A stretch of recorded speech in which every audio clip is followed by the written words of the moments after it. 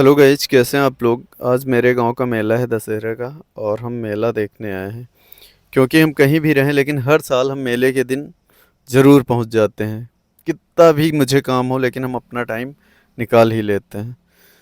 जब हम छोटे थे और दशहरे का टाइम आता था, स्कूल में छुट्टी होती थी दशहरे की 8 या 10 दिन की पहले, तो हम लोग इतना खुश होते थे। 10-10 दिन की छुट्टी मिलती थी और फिर हम घर में पैसा मिलता था और हम अपनी दादी के साथ मेला देखने जाते थे। और मेले में पटाखे बहुत सारे खरीदते थे और बंदूकें खरीदते थे, छोटी छोटी रील और टिक्की वाली।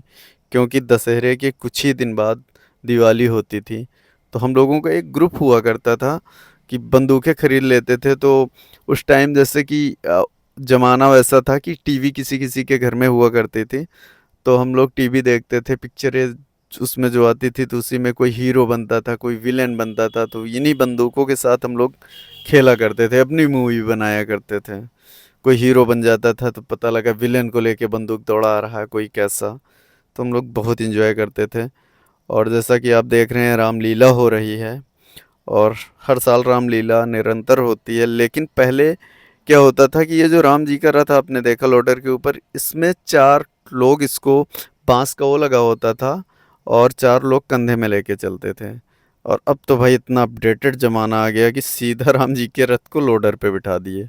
काश पहले ये लोडर और ये सब होते, तो इतना पैदल ना चलना पड़ता भगवान जी को हमें। और ये पुल भी ना बनाना पड़ता, क्योंकि अब तो भाई जहाज़ का ज़माना है कि एरोप्लेन है। तो ये लोग भी अपना श्रीलंका खट से अपना टिकट लेते। सो गाइस, ये लक्ष्मण जी और मेघनाथ जी का युद्ध चल रहा है। और ये बाण में जो अब आग लग चुकी है, और शायद यही लक्ष्मण जी को दिया जाएगा और इसी से मेघनाथ का वध करेंगे। देखते हैं गाइस होता क्या। और रावण की सेना में भी बड़ी एनर्जी है। देखिए कैसे राक्षस लोग तलवार हिला रहे हैं और इधर हमारे जामवन जी हनुमान जी भी गदा ताने। सो गाइस, ये बाण लक्ष्मण जी ने तान लिया है, आग से लगा हुआ, और ये सीधा मेघनाथ के ऊपर गिरेगा। और नो, गिर गया किसी बाजे वाले के ऊपर। और मेघनाथ भाई, मेघनाथ की मौत हो चुकी है, वध हो चुका है उसका। लेट गया तखत पे और लक्ष्मण जी विजय हो चुके हैं। और गाइज ये है रावण महाराज। गजब भाई, रावण जो है चश्मा लगा के बैठे हैं, हो सकता है आँख वाँख खुलवाए हों।